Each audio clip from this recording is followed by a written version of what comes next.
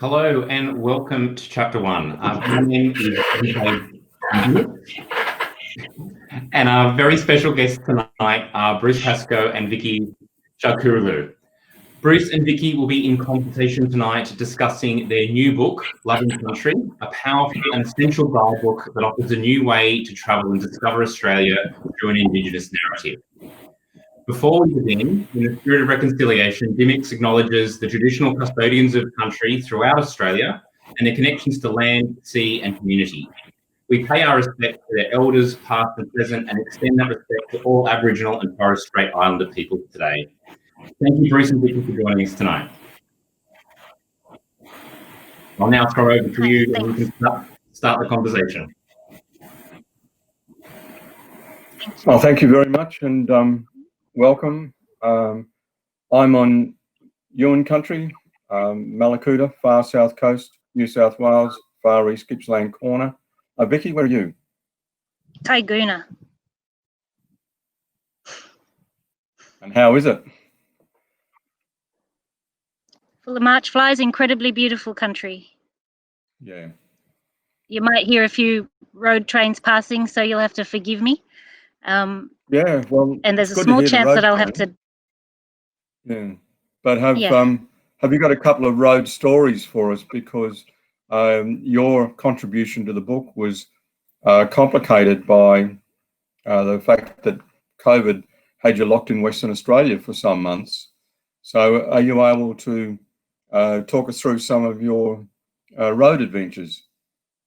So I left home about 16 months ago to work full-time on the book. So I went through New South Wales and Queensland, Northern Territory, and then down through WA.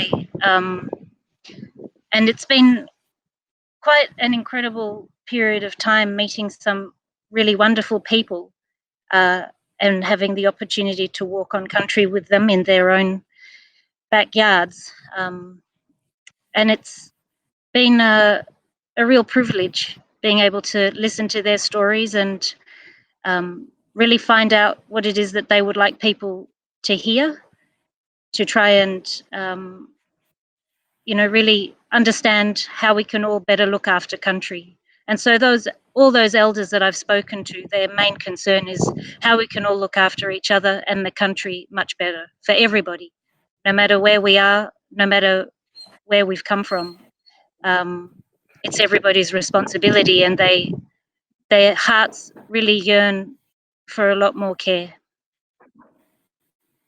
And but that was one of the aims of the book, as we saw it, wasn't it, Vicky, that people would get the opportunity to tell their story about their country?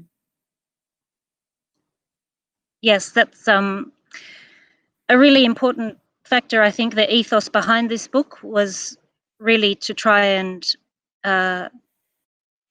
present information that wasn't just a perception from someone coming into a place and not really knowing it all that intimately. And so having those yarns with the oldies in particular really revealed a lot of what is important for each different place. And, I think from all the conversations that we had, there was a great deal of gratitude for being heard, really genuinely being listened to. And, in all sorts of ways, it's such a simple thing for all of us to do, to listen to the old people and to really consider what they're saying. And each with their own different life story, each with their own world experience for that country that they're in. When you were travelling, going from place to place, did you notice any continuity between some of the stories? Any links? Yeah, there was some very beautiful. Yeah, there were some very beautiful times where, let's say in Carnarvon, I was walking with one of the elders, and he was telling me a story about one of the little bees, the sugar bag, and I've mentioned it in the book. And he was telling me about how his father spoke to him about it and what they used to do together. And then, a long time later, when I was in North Queensland, I was talking to an old fella from sort of fairly dry country, really, really different country to Carnarvon. And he told me the same sort of story about the little bees. And that same fellow also told me about a really important figure for his country that is also known in, New South Wales and WA and all sorts of other places. So there's wonderful connections. And another old fellow was telling me he's from sort of Mitchell Grass Downs and a little bit further northwest. So, really deep Queensland. And he was telling me that he knows some language for Tasmania because of the songs. Yeah. So, that's the incredible thing, isn't it? Going from country to country on opposite sides or ends of the continent, and finding there that the stories are word for word. Vicky, now that we're talking about insects, I hope you're wearing very heavy shoes, because that March fly nearly lifted you off your feet then. Yeah, I've got about, I don't know, fair few welts. So I was just saying before that one that I hit, kind of killed accidentally, sort of, before. I was just watching the ants take it home for dinner. So things go around. Yeah, but no heavy shoes. No heavy shoes. And Bruce, I was also keen to ask you, in terms of this particular book, you've written one or two before, and in what ways does it differ? How was it for you, distinct to any others that you've worked on?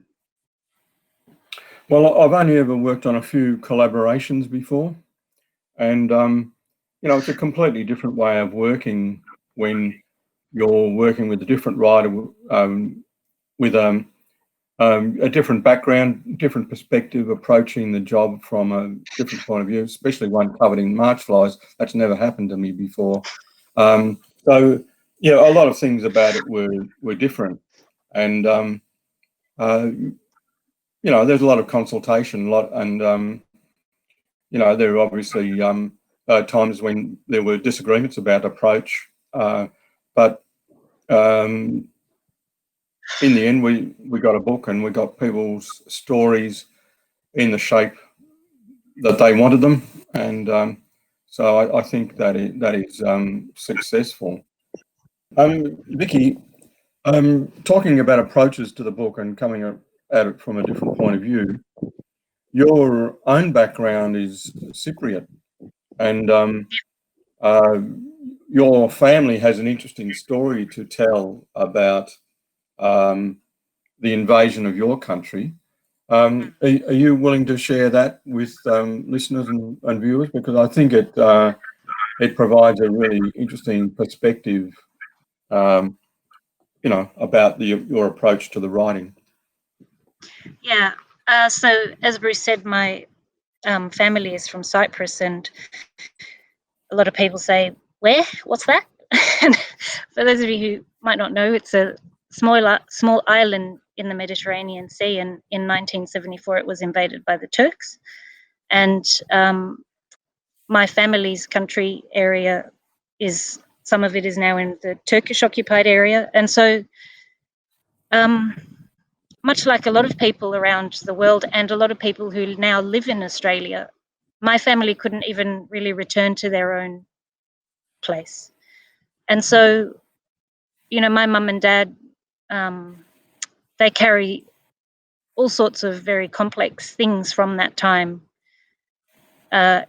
internally, which informs us today. But, my emphasis, I guess, is to try and see that there is barely a place in the world that, has not been ravaged by war, awful disputes, sometimes too often civil war. And, we have a lot to learn, and there's not a single human society that has not had conflict in one way or another, and that women haven't suffered terribly. And I think, one of the really wonderful opportunities here in Australia is that I think we can do a lot better than we are. I think we need to have really mature conversations about what is the truth of this country and how we can all better support each other to find ways to care for it and for everybody.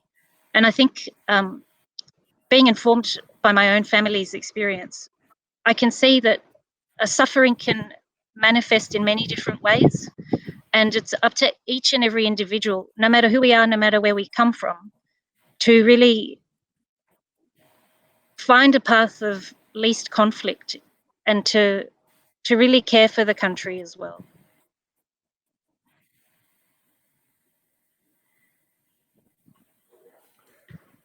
Yeah, one of the interesting things for me was finding that connection across the songlines in Australia, so that Margaret River has a story that can also be told in Eden and Merimbula in New South Wales. And it talks about cohesion across the songlines, and that people were sharing story. But the languages also, and this is, very recent linguistic research is showing the stability of Australian languages is indicative of peoples who have stayed in their region for a long time. And so these languages, in terms of world linguistics, look remarkably stable. And one of the reasons for that is that people stuck to their own land, because rather than thinking that the world was the dominion of man and man was in control of it, Aboriginal belief is that Mother Earth is in charge of us and we owe her our respect and care. So for me, that was a really fascinating thing to come out of it.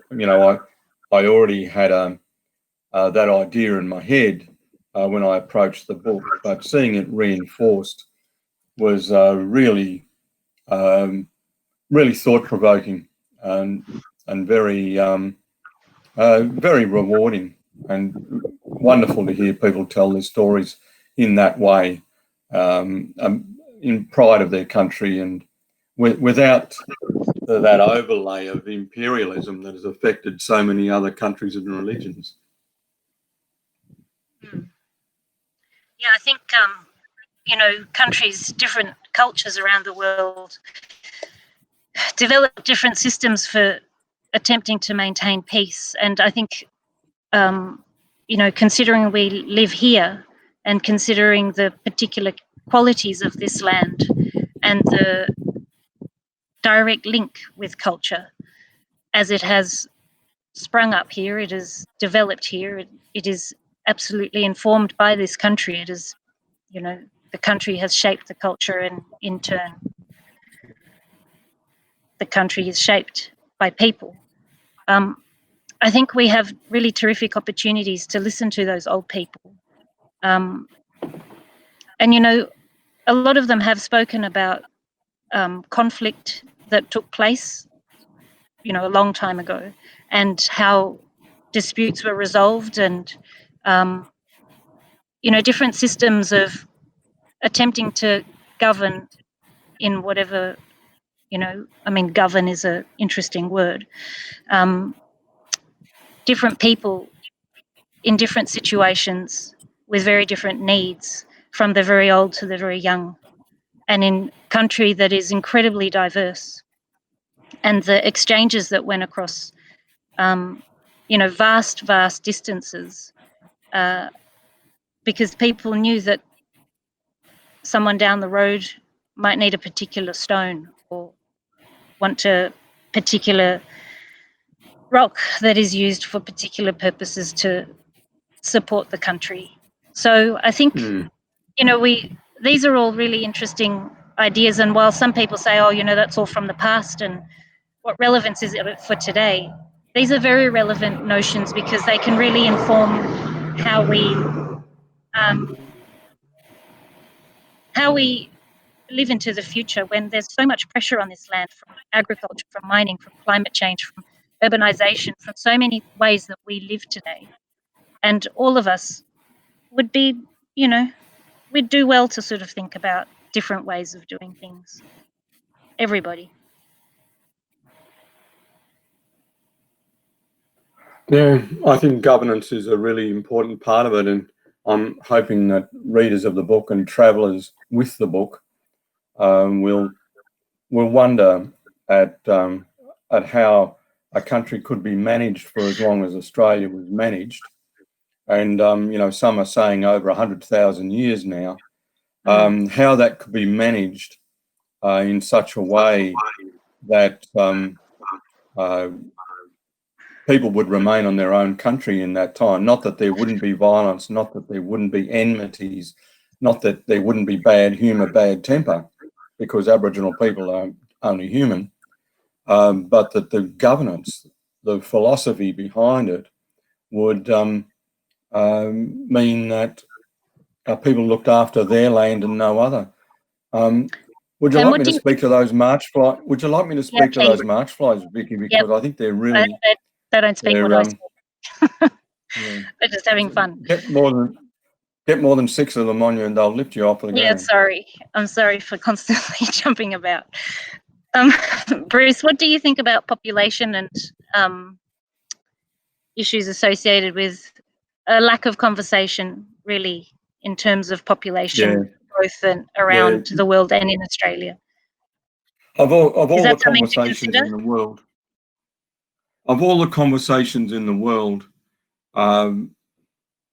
regarding events that affect us, population is the one we don't have, and because but there's a lot of politics involved in it. There's a lot of religion involved in it, and one theory is that religions need followers like political parties, and so the more of them you have, the stronger your religion.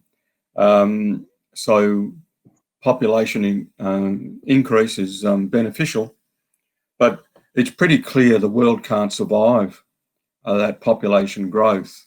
And so we'd be a pretty stupid animal if we allowed such a petty desire to dominate the opportunity of our great-great-great-great-grandchildren surviving. It's almost some of the actions that we take for granted in life today is almost like we hate the future, like we hate our offspring. We don't care what happens to them because all we have to do is win a particular political point or a commercial point, and that will solve everything. But I'm also hopeful that there's a different mood in the country at the moment in regard to these things. I think younger generations than mine are far more sympathetic to the earth. That's how it seems to me from having a lot of volunteers come through the farm of that age group who seem to have a much more ethical approach to life than their grandparents. I met an awful lot of terrific 60, 70, even older people who are so committed to environmental action and have a little bit more time potentially because they're not working. And I think, a lot of them are grandparents and a lot of them have a really strong influence. And I think it's up to everyone. It's true, Vicky. Yeah, I think it's true.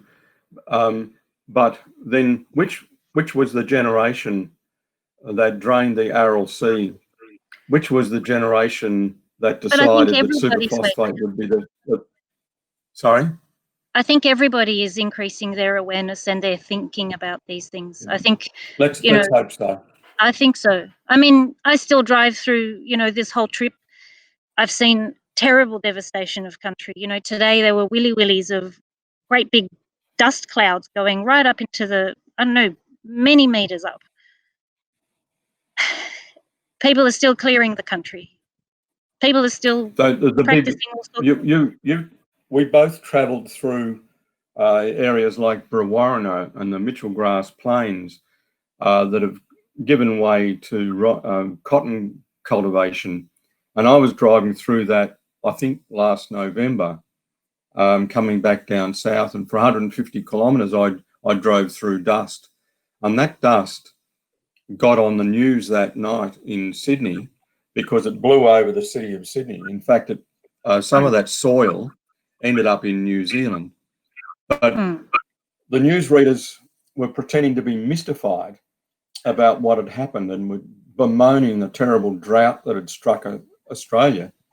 But in fact, that soil was in the air because people were ploughing the soil in the middle of a heat wave, and it was inevitable that it would end up in the sky. So often drought is not a reality, it's just the wrong plants. And I'm looking at the country around here now where I live at Malakuta, and the grasses that have come back after the fire are phenomenal. They're shoulder height, some of them, and many of them are new. I'm seeing redleg grass here that I've never seen before. The tussock must have always been there, but it took the fire and the suppression of the exotic grasses to allow this Australian grass to take place. Its root mass is, very wide, and so it's sequestering carbon. And we both talk about these things in the book about the advantage of caring for country. And, from my perspective, perennial plants are one of the ways to go. And looking after the country like old Aboriginal people did. And, while we were writing the book, this country here had been completely blasted by fire. And there are some parts of it that are very, very, very severely damaged. But a lot of the damage was done by people in the so-called recovery, cutting down massive trees because they were a danger to the public, forgetting that the forestry coups of very small trees were where the incendiary began. The great heat started there. But look, we could talk about the environment all the time, and the book is also about enjoyment and pleasure and travel, and march-wise. Yeah, and a bit brutal. Everyone have a laugh. I think one of the really important things for me in terms of this book, what I really hope for, is that people just pause and contemplate their own backyard. The number of places in this book are very limited. This is a large country and incredibly diverse. I just today, so I'm heading back home, and I'm in this incredible sort of transition zone between the extraordinary coast of Albany and the wildflowers and the diversity in that place, which is phenomenal, and the lake systems and the bitterns which need protection, and there are lime mines threatening these incredible ecosystems and all sorts of things that we really need to contemplate. And so what I hope is that each one of us in our own backyard has just a gentler look and a slower gaze to really contemplate what we have here, and to really understand what grows in all sorts of different ways, and that we can nurture the things that really need to be nurtured. And, this applies to wherever we go. There's incredible old knowledge and story that lives in the country.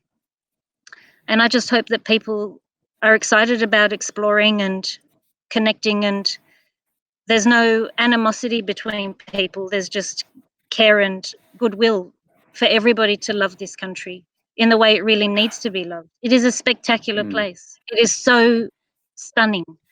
Its spirit is powerful and beautiful and protects you if you seek to care for it. Now, I'm not asking you to choose between favourite places, but if you could transport yourself now to somewhere where you would like to have your evening meal and camp, can you suggest one? It'd be between Walloona and the old ladies there, and Laura and the old ladies there, and Catherine and the old ladies there. Oh, right. One of those three. Yeah. My heart's with those people in all sorts of ways. Every now and then we have a yarn, you know. They ask me to come back, document stories. There's a lot of work to be done. And those old people are really desperate. You know, they despair for what they see in all sorts of ways. In all sorts of ways. And, you know, small bits of understanding that link up to other people and to other places are really important. Yeah. If I were to be asked that question, I would probably say where I am now on the bank of the Wallagra River, but I might also say Gulligan Mountain and near Tilba in New South Wales, south coast. And, you know, I'm really encouraging people to climb that mountain to the stone arrangements on top of on 2/3 of the way up the mountain. And it is a long walk, but an 85-year-old man climbed it a fortnight ago, and with a crook arm and a crook leg, and so it's possible for most people to visit that mountain. And instead of tackling it as if it's a marathon, tackle it as if it's a picnic lunch. You know, take your time, look back, because when you look back, you'll be looking at the ocean and the lake. So I'd be encouraging people to do that and to go with an Aboriginal guide. There are a number of organisations who run tours there, and the story in those stones is one of the most beautiful stories on earth. You know, I'd like Australians to be able to share it. I never go there without being completely moved by it. And I know that you've visited and felt the same about the mountain. And but I would like a lot of Australians to enjoy it, to enjoy that knowledge of country and that feeling for country. The story of Gulligan tells us. And I think one of the really important things for me is for us to all acknowledge that sometimes it's better if we don't go to a place. Some places really need a rest.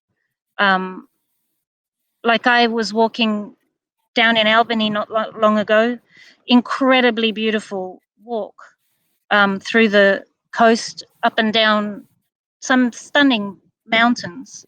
But I stopped short of the walk going to the very end because I could see how much erosion had been created by people walking. And so I made a decision not to continue because I wanted to, just a tiny little difference, it doesn't add up to much, but I didn't want to add to the erosion. And I think all of us need to contemplate, sometimes it's better to leave a place rest, or to consider where we go and how we go about it. And I think, you know, it's one of the things in writing this book that I was really conscious of increasing pressure on country. And I just hope that the stories really encourage people to be gentle.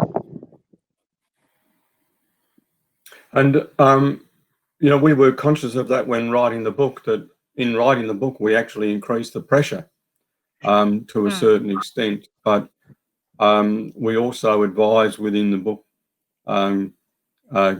care of country, and so we're hoping people reading the book will appreciate that need for care. And it's also talking about management of national parks and how we, how we manage our wild places, both from a cultural and a physical point of view.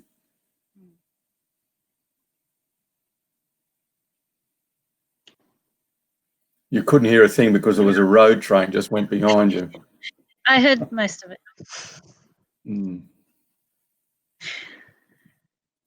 Yeah. I'm just wondering, do we have any questions from people that?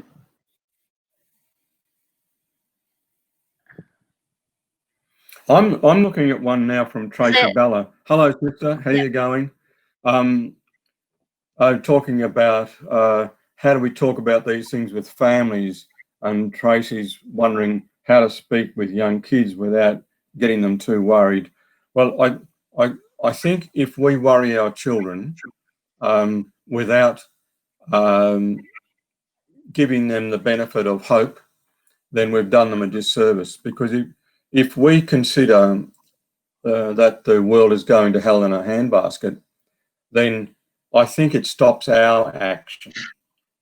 And I see a lot of people who think that it's impossible, we can't save the earth. And I think it just saps you of energy and it saps you of purpose. And I've got 4 grandchildren, and 3 of them stayed with me throughout COVID. And I don't have the luxury of giving up on the earth because of those kids, because they're all intelligent. They all have a right to have the opportunity to help save the planet. It might sound like a truism, but it's true. And so we must maintain hope for our children's sake. It doesn't mean that we don't talk to them about the dangers, but we don't talk to them about hopelessness, because I don't believe it's so.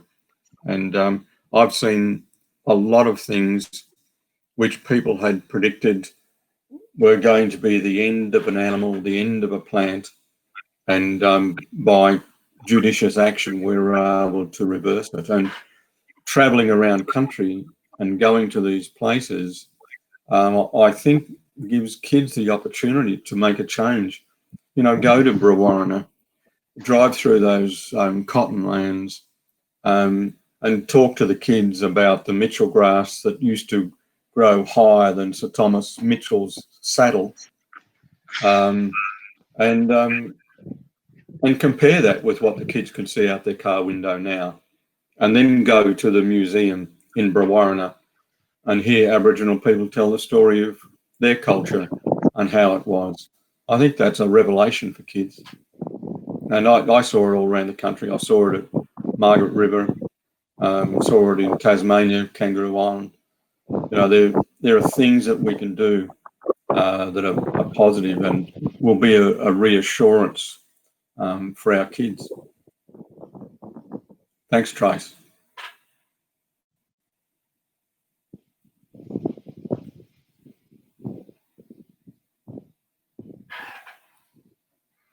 Hannah Macaulay's come from a Wabakal country, and Hannah's asking us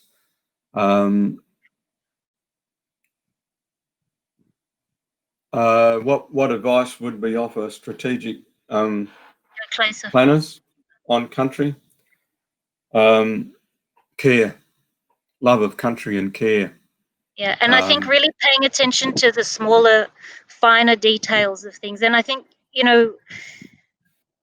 one thing that is really apparent is the lack of complexity in our thinking, in our understanding, and therefore how we view the country. And so, we might see a place, like these roadsides that I've been driving past. Sometimes it's the only place where there's Indigenous vegetation that is intact. And we widen roads willy-nilly, sometimes just for the sake of a few arguments to be won. And there's so much that is lost in the smaller, finer details, which holds the whole system together. And I think if we all really honour what is present on country, if we all really pay attention to the system that is really complex and sustains itself, we don't need to save the earth. We need to save our ways from the earth. We need to make sure that the earth doesn't continually have to feel our pressure. And so I think, if you're a planner, you're in a terrific opportunity. You have a great job that can make a lot of change. And I know from doing really important local environmental work where I live, it's the local work that makes a huge difference. And so I think paying attention, listening to people who have knowledge about the biology and about the history and the qualities of the place is really important. And therefore, obviously, seeking the older people from that country.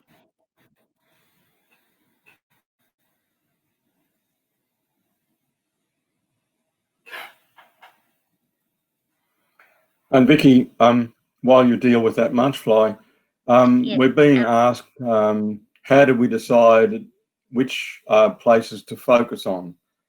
Would you like me to answer that, or would you like to murder the fly? I'm done with murdering the fly. You can go ahead. Well, we obviously chose places that we knew something about, or that we wanted to go to, or that had a significant story to tell, or that community had wanted us to go there to tell a story. So and also all of those things were influential in the decision making. And I think also trying to look at different country. Yeah, we wanted to get a balance of states and types of country. And there are a lot of places that would have been lovely to include, but just not possible. You could go on forever. And each place, I guess, wherever you are, has a depth of story. So we could choose anywhere, and all sorts of extraordinary details are revealed by spending time and having yarns and walking.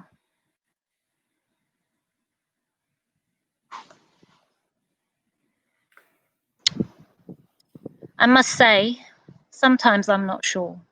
I hear a lot of people complain about simple things. I think we need to have a whole lot more gratitude for what we have. We are so lucky in this country. We are so, so blessed in all sorts of ways to have the everything from the medical system to the extraordinary environment to communities that generally live in harmony, to being able to have shows that mock the government, all sorts of things. We're incredibly privileged. Everybody who lives in this country has privilege compared to so many people around the world.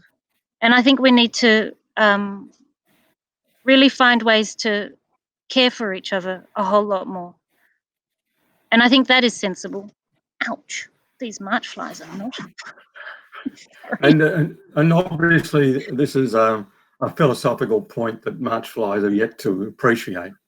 They don't care about it. I think it is really important that as a civil society that we find better ways of treating each other. And I think that will translate into treating the earth better as well.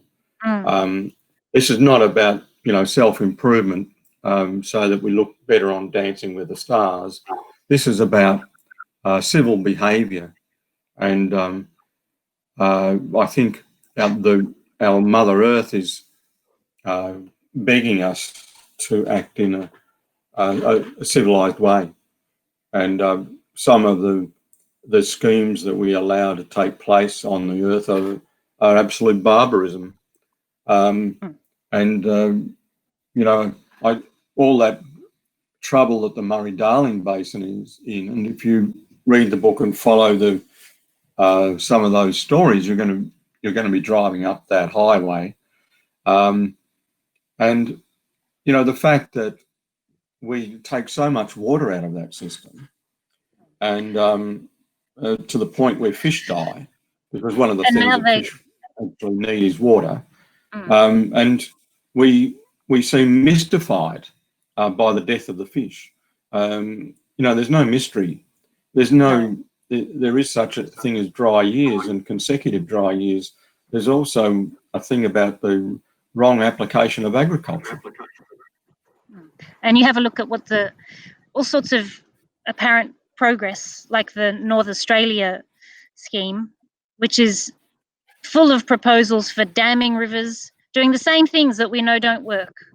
And so, I feel like if we all understand the flow of this country a little more, if we all understand the river systems, if we see how one relates to the next and how water moves along country and how everything is as it needs to be for its survival. See that? Poor Marchfly. Sorry. Yeah, that's a particularly luscious example. Thank you. Sorry.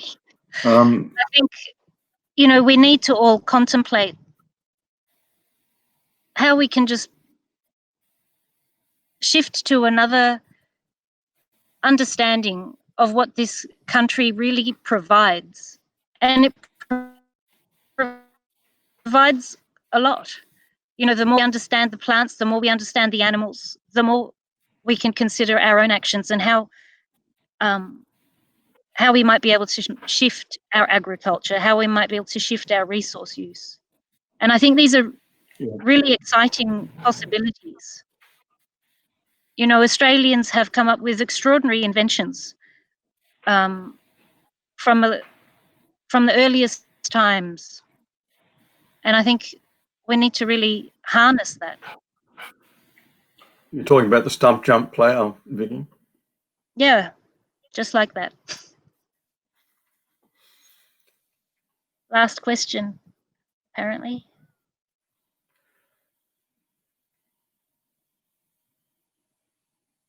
Now that people can't travel abroad, they are discovering gems across Australia. How important is it for people to reconnect with their own country? Well, what a tragedy it would be if people couldn't connect with their country.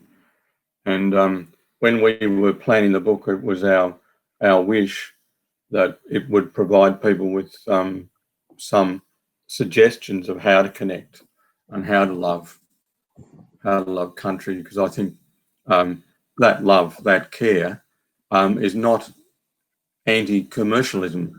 I think we will gain a lot commercially by looking after the country. It's not, the two things aren't antithetical, but they, any development, any planning has to be really considered, and considered in different ways than it has been in the past. Cutting down the birthing trees in Victoria just recently, for instance, or blowing up the cave in the Northern Territory, that sort of planning might look like a smart career move for somebody, but the rest of us should condemn that, and not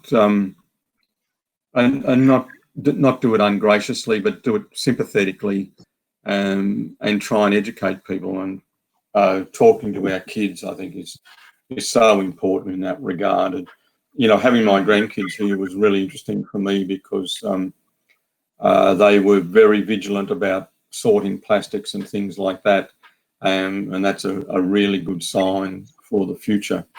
And I think I'm hoping that we can look after school teachers in that regard and care for them and support them, but also look after booksellers and readers, because a lot to be said about knowledge. Go on, Vicky. And I think a really important aspect is to have conversations with people that we might not usually speak with. And I think it's a really important thing that all of us just try and find ways to connect and do it without animosity and without anger and without pointing fingers in certain ways. I think it's really important that we all find conversations together. And I just hope, I guess, reading can really support conversations for people if they choose.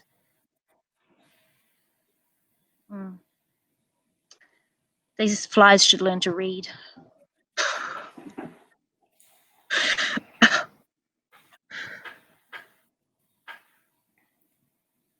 Thank you, everybody, for being present. And thanks, Bruce. Thanks, Vicky. I recommend Dettol and baby oil for your wounds. Thanks.